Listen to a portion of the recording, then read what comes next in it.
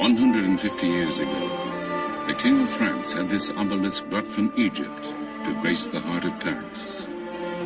3,000 years earlier, it had been dedicated to the great pharaoh Ramses II with these words: "So long as heaven exists, your monument shall exist, and your name shall endure like the heaven."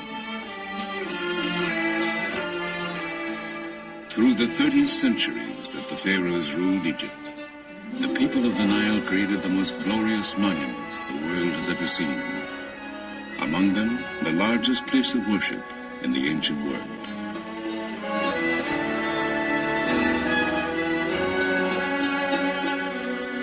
These miracles in stone were tributes to their gods and kings.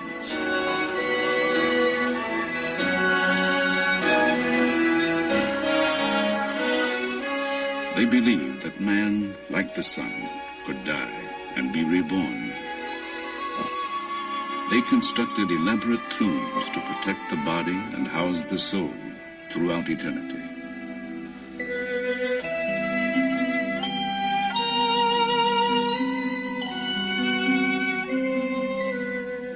They created guides to the underworld, books of the dead to ensure immortality. And on their monuments, they left the testimony of their faith. These inscriptions are keys with which we unlock the secrets of ancient Egypt. Ladies and gentlemen, now we are in the temple of the Queen Hatshepsut. And as they have since the days of Herodotus, Antony, and Cleopatra, thousands journey here to see these wonders. Going down to the Green Valley for the holy visit of Amun-Ra to the goddess Hathor once a year for 15 days. But today, having endured for 50 centuries, these seemingly imperishable structures are threatened. Their fate may be determined in our lifetime. So, people of science, soul, and conscience travel here from all over the globe to save the priceless monuments, to decipher the meaning of the messages before they disappear forever. This is the story of the land of Egypt and the quest for eternity.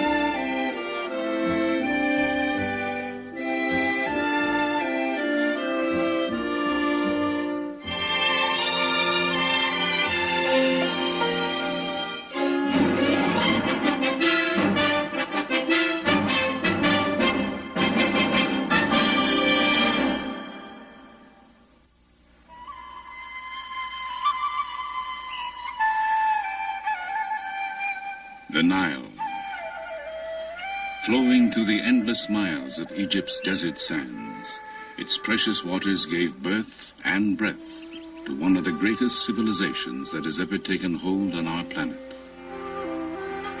Hail to you, O Nile, went an ancient hymn. Sprung from earth, come to nourish Egypt, food provider, bounty maker, who creates all that is good. The river's annual flooding left rich deposits of silt. Utilizing it, farmers developed a settled life. Sustained by its abundant waters, the land and crops prospered.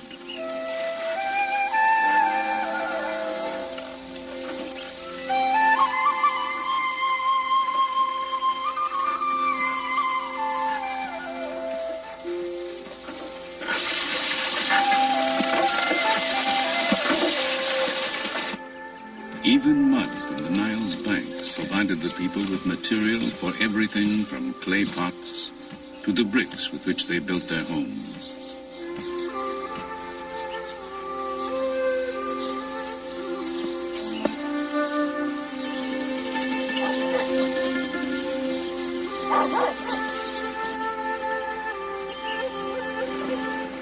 The Nile itself was Egypt's highway. Boats sailed northward with the currents, and south with the prevailing winds.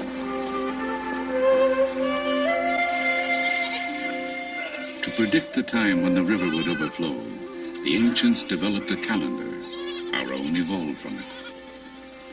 Along the extended oasis of the Nile Valley, a way of life emerged that still endures today, virtually unchanged from the furthest reaches of recorded time.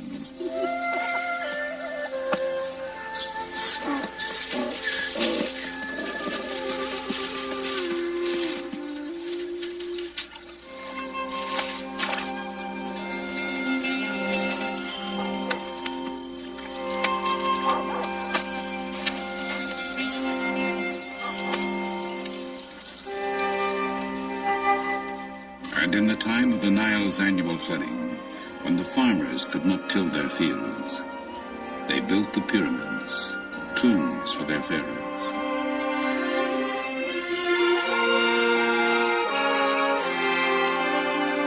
All that remains of the seven wonders of the ancient world, they were stairways to heaven, for to all Egyptians, their religion promised an afterlife.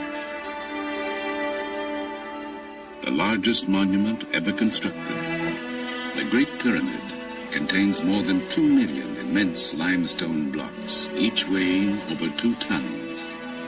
100,000 men toiled for 20 years without wheel, horse, or iron tools to create it, that their pharaoh might join the sun god and live in eternity.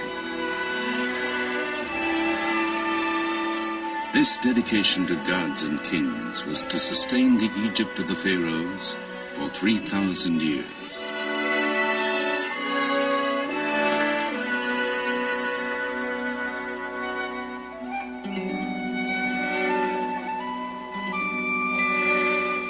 From the beginning, the Nile was the soul of the land. The lotus growing on the riverbanks symbolized the people of Upper Egypt. The papyrus, shimmering in the marshes of the delta, was the symbol of Lower Egypt. Immortalized on this tablet of slate, a king known as Narmer wears the high domed crown of Upper Egypt on one side, the low, curled crown of Lower Egypt on the other. It commemorates his unification of the two lands to create the nation of Egypt in 3100 BC. From that time, Egyptian kings would wear both crowns as rulers of the two kingdoms of Upper and Lower Egypt. The two lands have remained linked from Narmer's time to the present, isolated from its neighbors, protected by mountains, desert, and sea. The Nile Valley was an ideal crucible in which a civilization could begin. Traces of those beginnings can be found in the city of Mecca.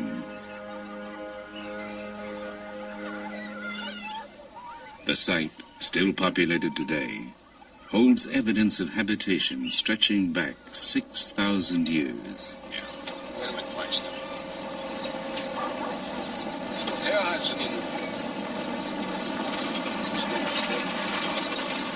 Since 1967, Dr. Walter Fairservice of Vassar College and the American Museum of Natural History has been excavating here in his continuing search for the roots of civilization. It was here, just 90 years ago, that the Narmer tablet was discovered.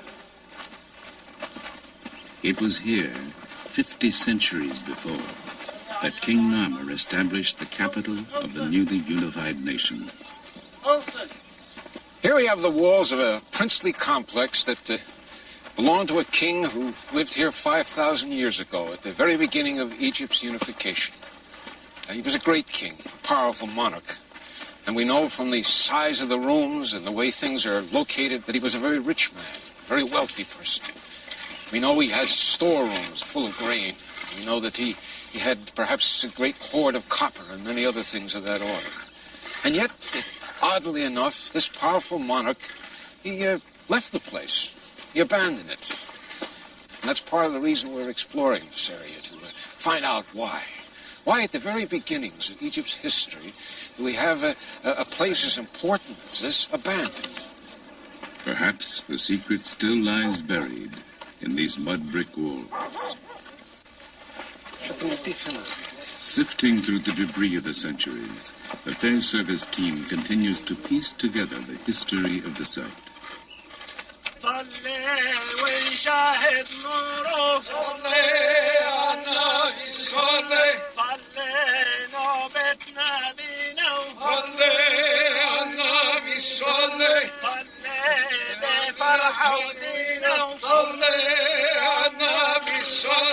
Many threads bind Egyptian prehistory and history, but none is stronger than the belief in immortality.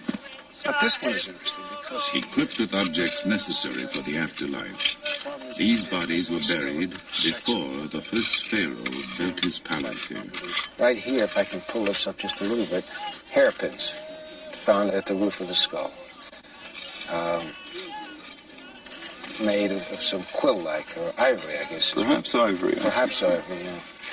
Put that back there. In this capital, religion, tradition, and political power fused. Foundations were laid on which the longest lasting of all ancient civilizations would rise.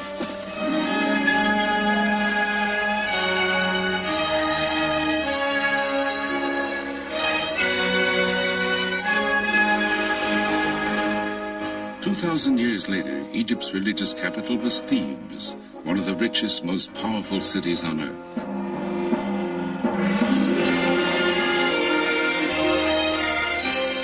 At its heart was the temple of Amun at Karnak, the largest place of worship in the ancient world. As dynasty followed dynasty, the great complex was enlarged and embellished by a succession of pharaohs. Tutankhamun, whose fabulous tomb treasures dazzled the world. A female pharaoh, Hatshepsut, called the first great woman in history. The heretic Akhenaten, first believer in one god. And Ramses II, the greatest builder of all time.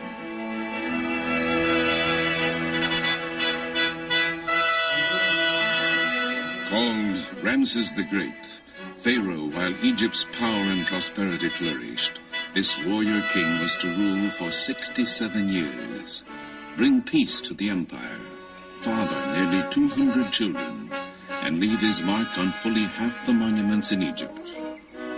Ramses was only about 20 when his father, Seti I, died in 1290 BC.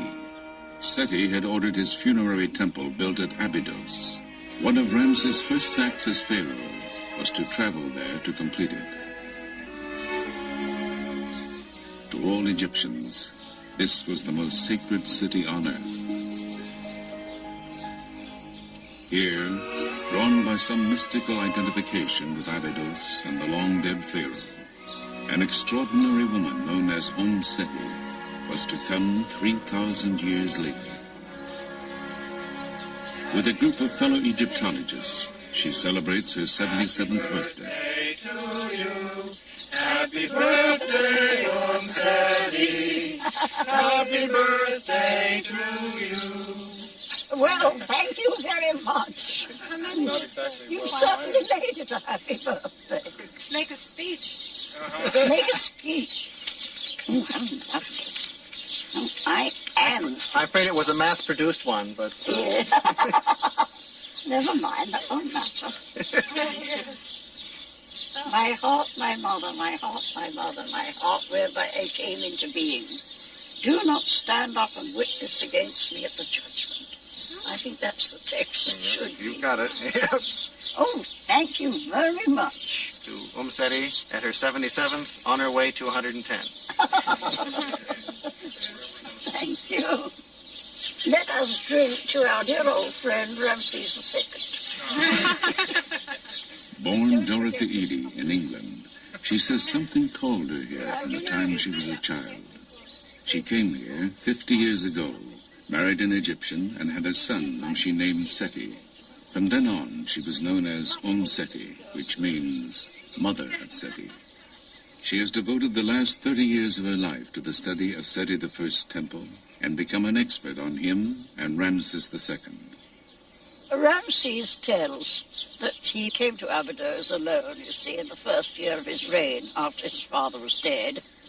And he found that the decoration of this temple was incomplete.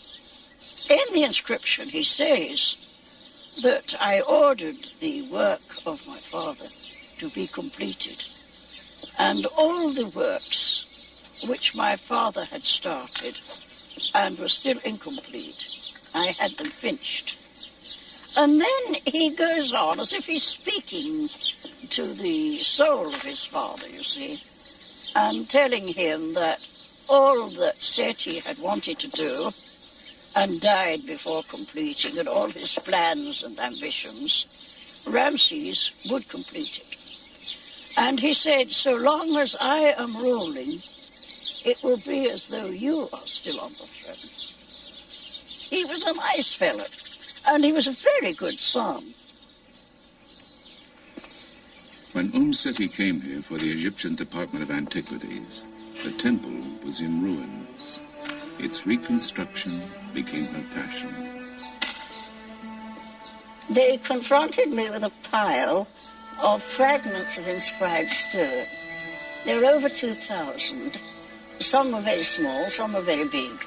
My job was to copy the inscriptions on them, catalogue them, and where possible, fit them together.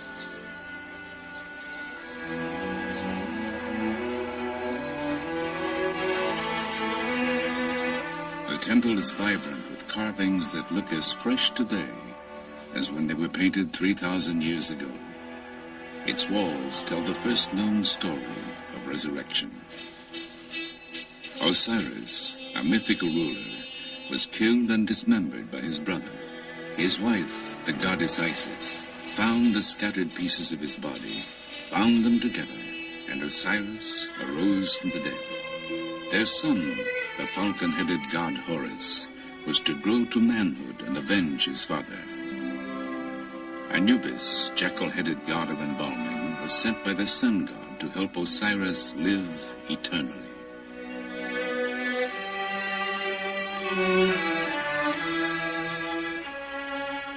The Egyptians believed that because Osiris died and rose again, they too could achieve immortality.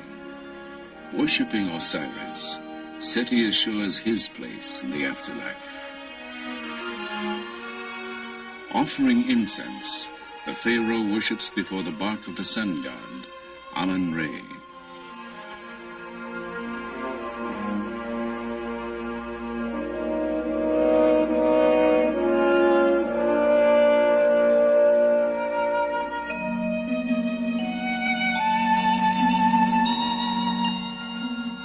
Just as Seti offers bread, ducks, figs, and a pomegranate to Isis, Seti follows the ancient beliefs. Oh, yes, every year at the great feast, and again on the birthday of the gods Osiris and Isis, I come here with offerings of wine, bread, and incense. Oh, I love coming here. It's a place I really do feel at home.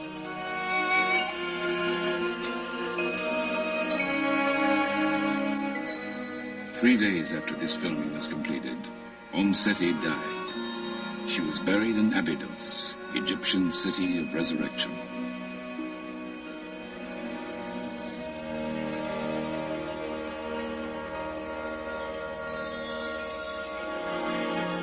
In the time of Ramses, the most powerful deity of the living was the sun god, Amun-Re. He was patron of the city of Thebes, located on the Nile between the first capital, Nekhen, and Abydos. On the east bank, where the sun rises, were temples dedicated to the sun god, Karnak and Luxor.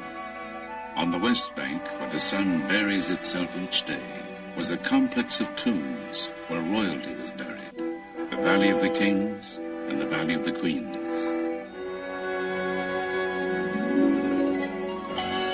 The Greek poet Homer was to immortalize Thebes as the city of 100 gates, where 400 heroes with their horses and chariots pass through each of these great gates.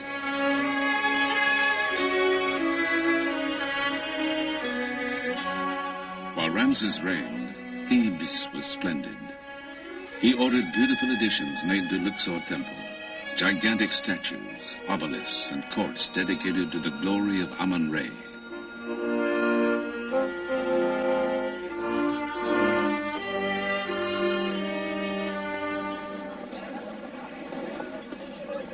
But having endured 3,000 years, these monuments face destruction in our time from the effects of increased agriculture, industrialization, changing weather conditions, due in part to the Aswan High Dam, and even the tourists themselves.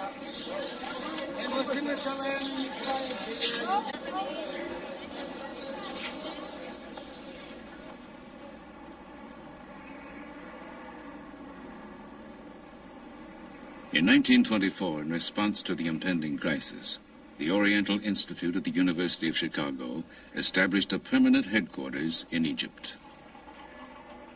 Called Chicago House, it was founded by Dr. James Henry Breasted, father of American Egyptology, who envisioned making a record of all the endangered monuments of ancient Egypt.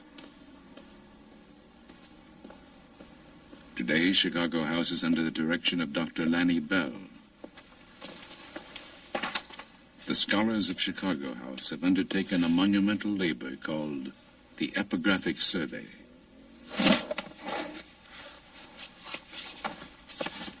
Over the past 50 years, the Oriental Institute has published an epic series of volumes containing the results of the survey.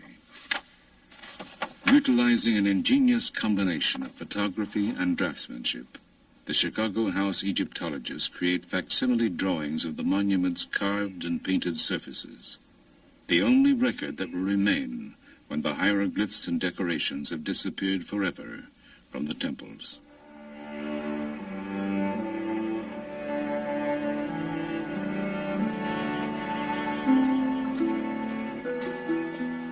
As Pharaoh succeeded Pharaoh, it was common practice for them to alter temples, taking credit for the work of their predecessors.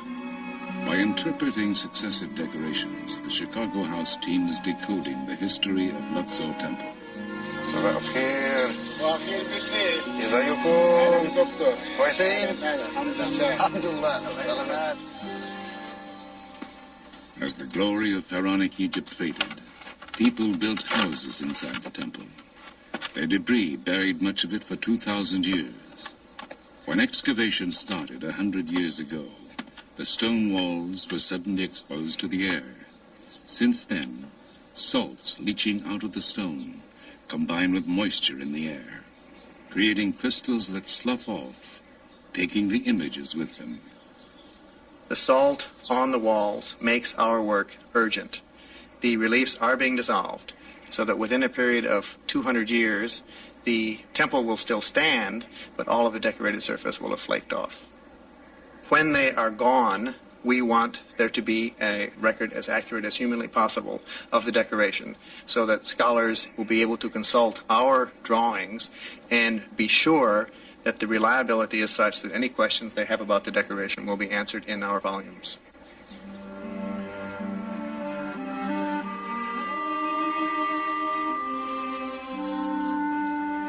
When the gods were worshipped here no more, great portions of the temple were dismantled. Large blocks were broken into smaller pieces for reuse as building material. Thousands of them have been collected over a 30-year period. Chicago House is conducting a systematic search of the fragments to reconstruct a section called the Lost Colonnade.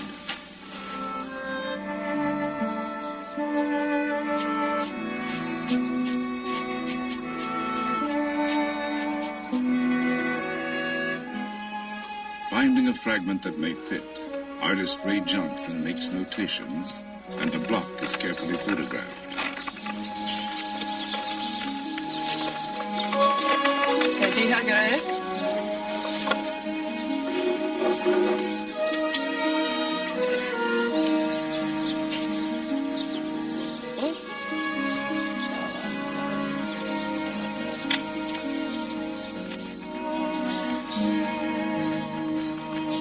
An artist pencils, then inks in the lines of the photograph, making corrections and replacing what time may have removed.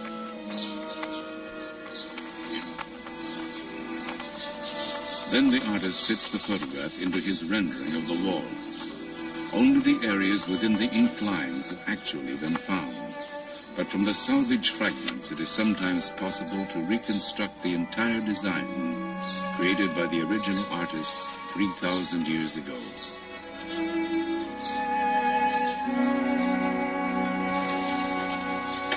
You support me going out? On those exciting and rare occasions, when a fragment that fits onto a standing wall is found, it is replaced. More to the left. Toward me? To the left. So, piece by piece, the ancient temple of Amun-Re rises again.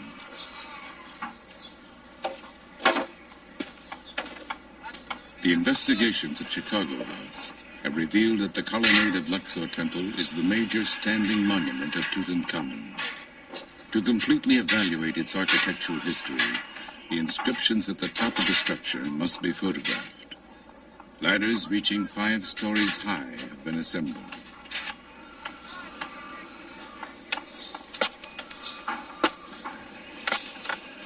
This is the first time in 50 years that anyone has attempted the ascent.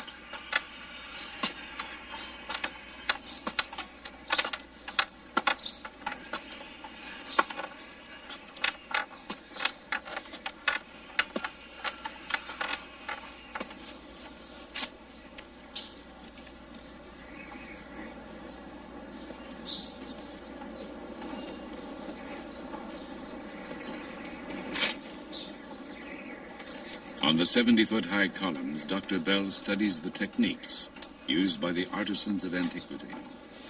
Here they inserted wooden blocks to stabilize the structure as they fitted it together.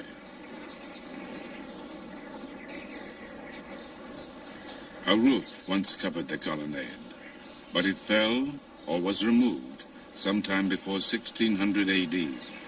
Fragments of it found on the temple floor have been identified.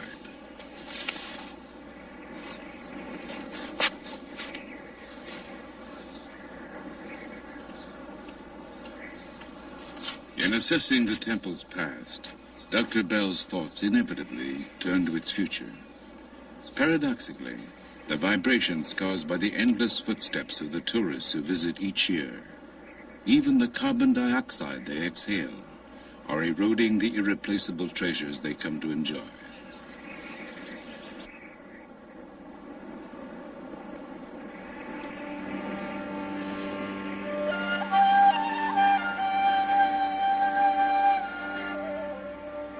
Chicago House studies have revealed that 100 years after Tutankhamun built this structure, Ramses II systematically erased his predecessor's name and replaced it with his own, naively assuming he could deceive the gods and take credit for the colonnade's construction.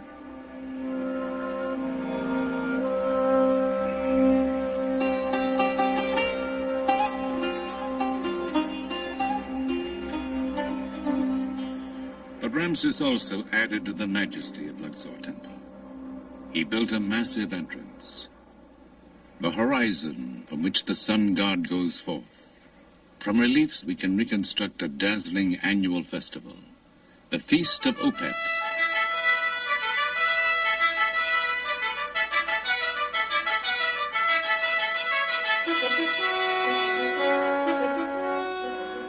With the Nile in full flood, the golden statue of the god Amun-Re has been brought to Luxor from Karnak in his boat shrine. Within the temple's innermost sanctuary, Ramses offers incense, flowers, and food to the linen-shrouded god. The sacrifices and ceremonies concluded, priests lead the procession out of the temple, purifying the way before them.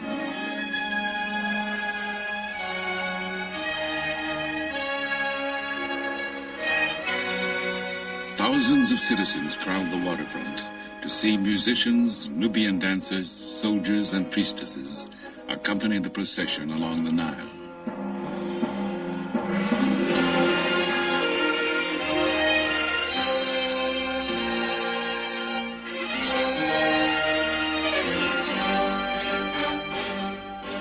The shrine of the god is placed on its sacred bark, and in great ceremony, priests, god, and pharaoh are towed back to Karnak Temple.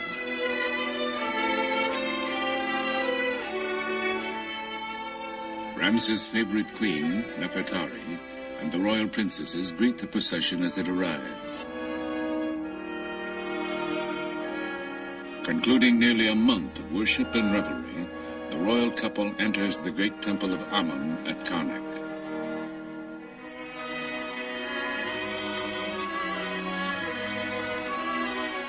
Within the sacred precincts of the temple, the shrine carrying the golden statue of the god is hidden from public view until the next year.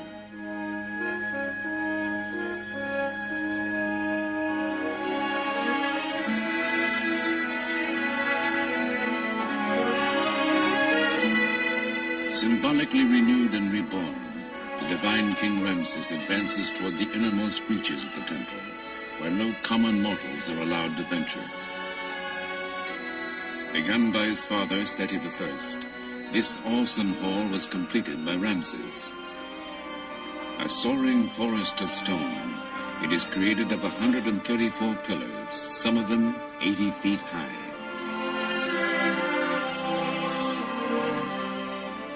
Ceilings and columns are ornamented with Ramses cartouches, magical ropes that surround the king's name to protect him from evil. In the hieroglyphs of his name is the message, "It is Re, the sun god, who bore him." From the sun god, the pharaohs drew their right to rule, their divinity, their legitimacy, and crowns. So they constructed this mighty city of God. 100 pharaohs enlarged and embellished it over a period of 2,000 years, a creation that did not cease until the Christian era, that has resumed as modern archaeologists restore this timeless testimony of faith.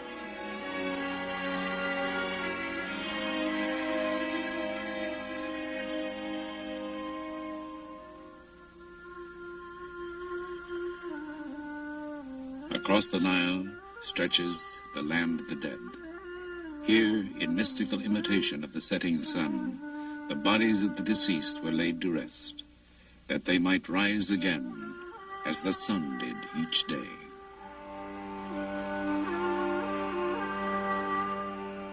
Cut into the heart of the mountain, the Theban necropolis is a vast labyrinth of tombs.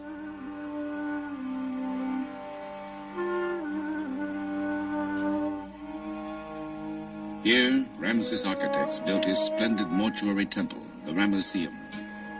In its forecourt lie huge fragments of his colossal statue, 1,000 tons of granite that once rose 57 feet in height, that inspired Shelley's sonnet Ozymandias, in which he called the pharaoh King of Kings.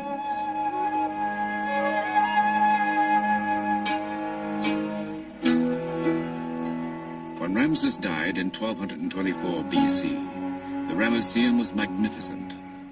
Here, the magic of his name and images would keep him alive forever. This was but a stopping point for the dead king and his funeral procession, a sacred place where offerings would be made to him from this day throughout all time.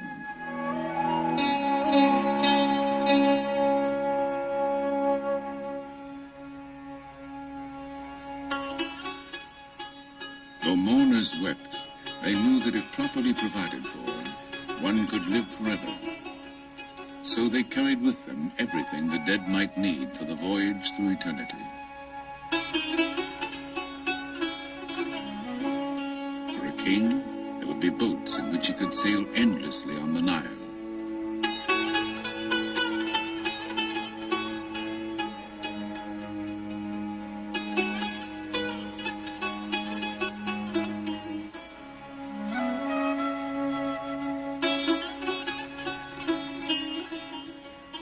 And a throne from which he could continue to reign.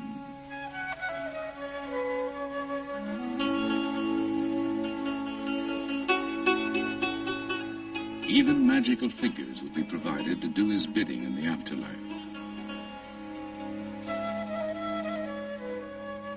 In their tomb paintings, the people of the Nile depicted the hereafter as a pleasant extension of their earthly lives, a place where they could amuse themselves hunting ducks, where rich crops would sustain them.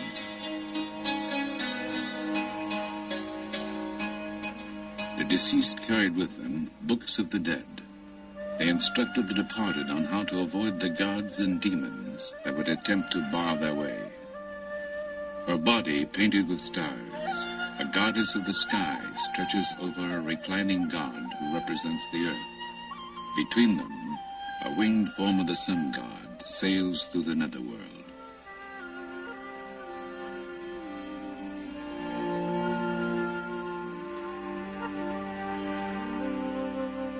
The divine ibis-headed scribe Thoth makes notes as the deeds of the deceased are weighed on the scale of justice. In an address to the gods, the departed will assert his innocence. I am pure of mouth and hands, without sin, without guilt, without evil. Those who were judged to be without sin could join Osiris to dwell in the happy land of the setting sun. But most important, there must be a body to which the soul could return.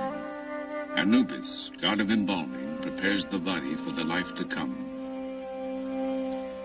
So Ramses' mummy would have gone to his tomb after a priest pronounced over it, "You will live again, forever."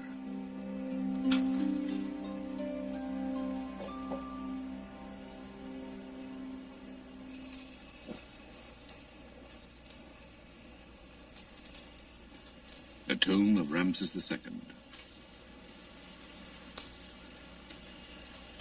In a state of dangerous disrepair, its access is forbidden to almost everyone.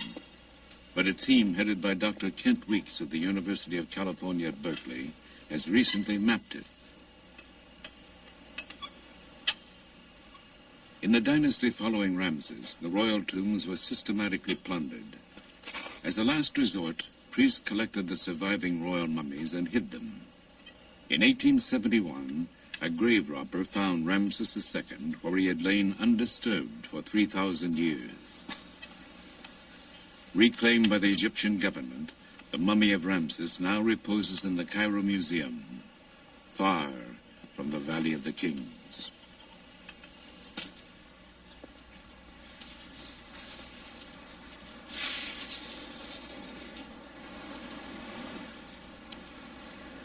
This is the West Valley. It's part of the ancient necropolis of Thebes, about 9 square miles of some of the most important archaeological monuments anywhere in the world. Valley of the Queens, Valley of the Kings, Tutankhamun's tomb, they're all here. But in spite of several centuries of interest in this area, there still does not exist a detailed archaeological map of what it contains. That's the purpose of the Berkeley Theban Mapping Project, to make as detailed an archaeological map as modern technology will permit. It's an important project. It's going to make it possible for us to study the history of the necropolis, but even more important, it's going to help us to preserve it and protect it. Surveying techniques are used to measure topographical features. Thank you.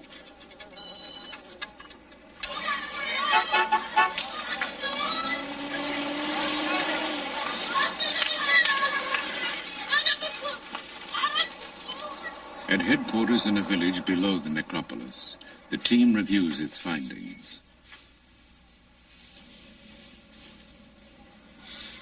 Okay. Can you see Q2 there above the temple at Deir Medina? Aerial photographs are used to plan tomb mapping for the next day in the Valley of the Queens. Right above the temple. Yeah, right there. Okay, that's the first point we'll occupy tomorrow morning. When surface measurements are combined with plans of the tombs, they will create new and revolutionary three-dimensional maps. These will make it easier to find correlations between the geography and the locations of the known tombs, and perhaps enable scientists to find tombs still undiscovered. Let's drop everything here, Dave, and then we can send it on down. don't you and Johnny go on down? We'll start passing stuff to you. Dave, why don't you choose what we have to take down, and we'll leave the rest up here. All right. I'll get the lantern. Not you. Ken.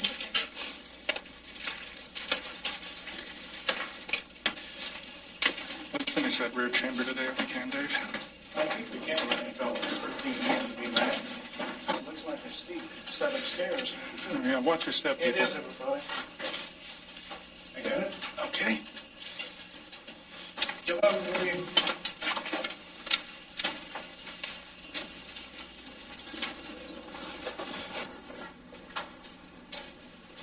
Standard surveying techniques are used to obtain the dimensions of each chamber. Every archaeological detail will be drawn and recorded.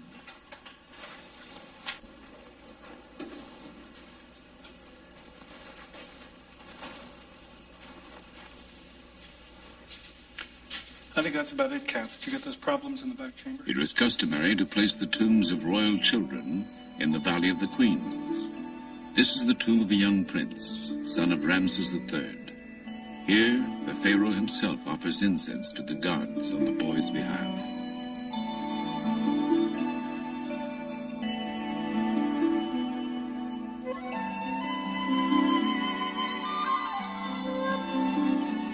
In these touching scenes, the pharaoh leads his 9-year-old son into the presence of the divinities of the underworld. Carrying the feather of truth, the boy obediently follows his father.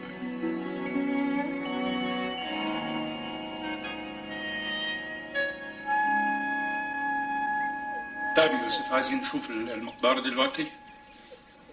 كويس. It is believed the ancient sculptors and painters lit the interiors of tombs and temples with polished metal reflectors used as mirrors. And these scenes were filmed under the same conditions. نور هناك؟ كويس. شوف المراية تاني. شكرا. شكرا جدا.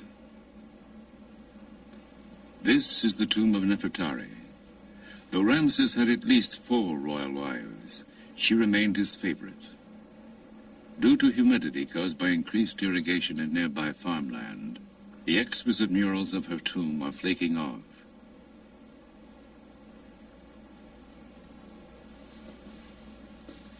Unless scientists can halt the deterioration, these may be the last moments of what was imagined as the endless ages in which Nefertari would live on these walls.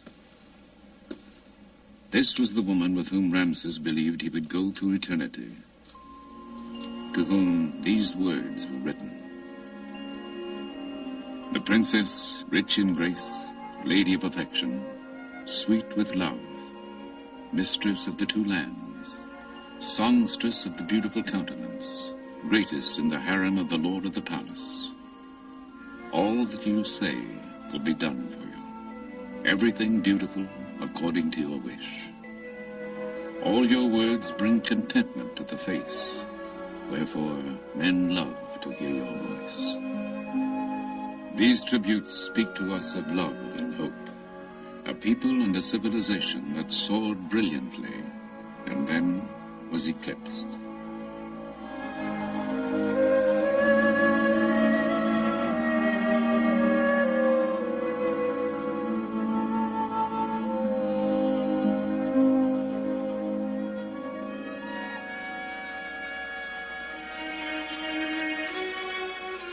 Here at the Temple of Isis, built on an island in the Nile, the religion of ancient Egypt had its last stronghold.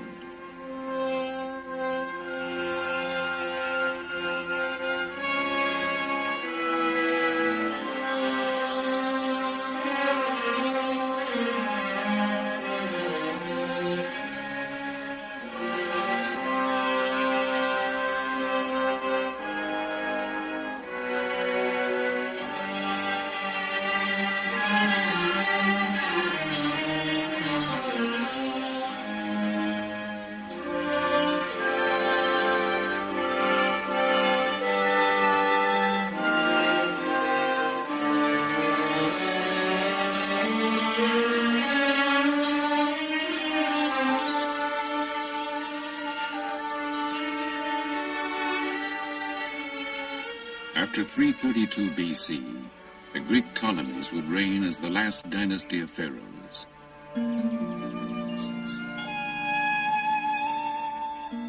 Embracing the Egyptian religion, they built this temple dedicated to the worship of Isis, divine symbol of motherhood, her husband Osiris, and their son Horus.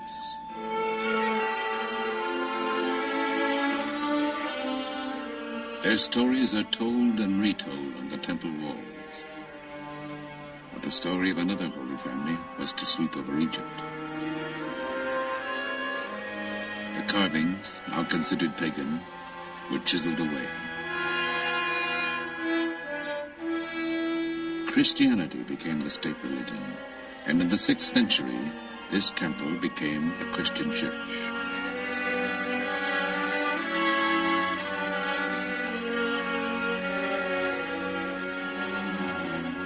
The meaning of the hieroglyphs would be forgotten, the ancient rites forbidden.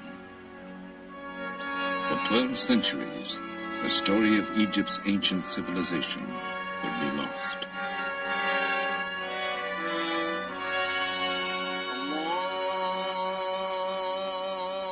In 640, Islam and the teachings of Muhammad swept over the country.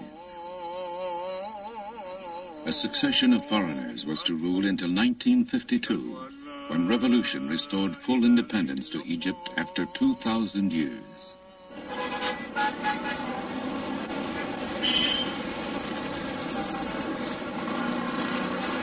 Cairo is the African continent's largest city. Vexed by 20th century problems of explosive growth, pollution, economic and political difficulties, Cairo, like Egypt itself, survives through the resilience, humor, and vigor of its people.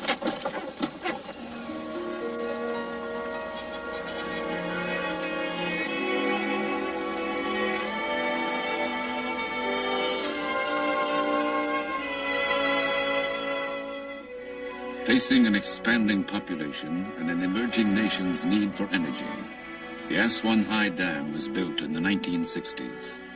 With 17 times the material contained in the Great Pyramid, the dam is a monument to the new nationalism in what some would call the 20th century religion, technology.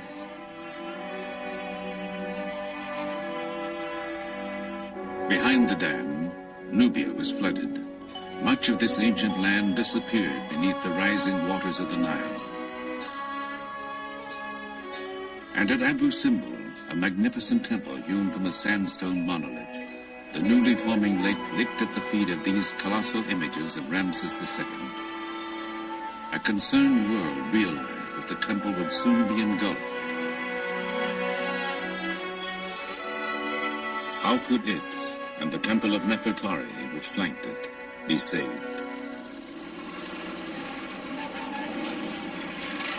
At the 11th hour, with funding from Egypt, the United States, and UNESCO, an international team swung into action, racing the rising Nile. Slab by slab, in cuts no more than 1/4 of an inch thick, the temple was dismantled. The work continued night and day as workmen cut 190 feet down through the cliff.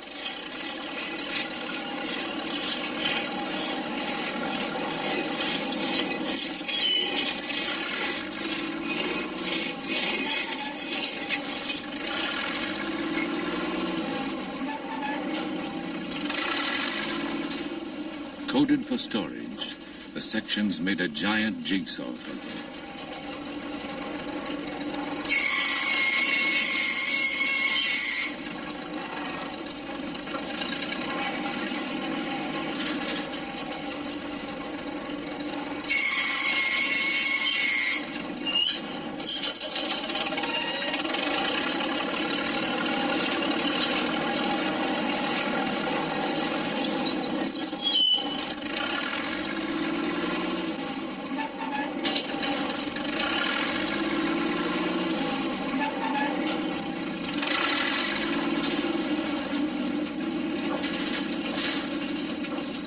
Moved up 200 feet beyond the reach of the Nile, the temple was reassembled. The precision of watchmakers was applied to the colossi. reconstructed to an accuracy of 1/10 of an inch.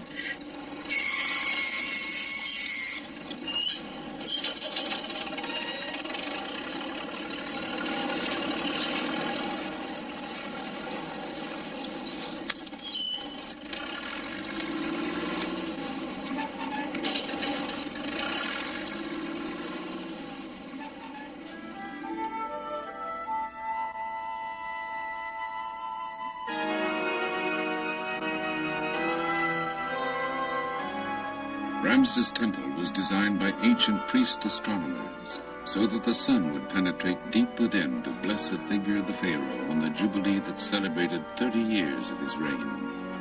In our time, engineers have resituated the temple so that the sun still streams in on the pharaoh on each anniversary of that day, 3,200 years ago.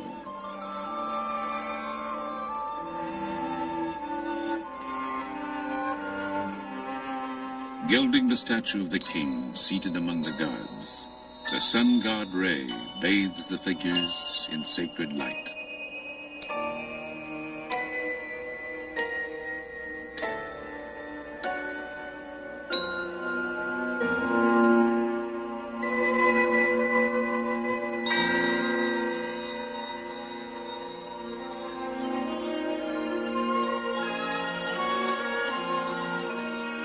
Why have people come here since the days of ancient Greece and Rome? These works are expressions of the quest for the meaning of life itself, a longing for connection with the gods, a need for beauty, a hope for immortality.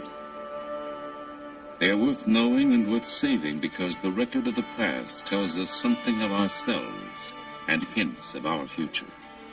Here, Egyptians and travelers alike raise their eyes to Ramses, speak of him, remember him as a leader who signed the world's first major peace treaty. It reads, "Beginning with this day, in order to bring about good peace and good brotherhood between us forever, he is in peace with me, and I am in brotherhood with him, and I am in peace with him forever." In the religion of the ancient Egyptians, to speak of the dead is to make them live again. For Ramses, the quest for eternity has been fulfilled.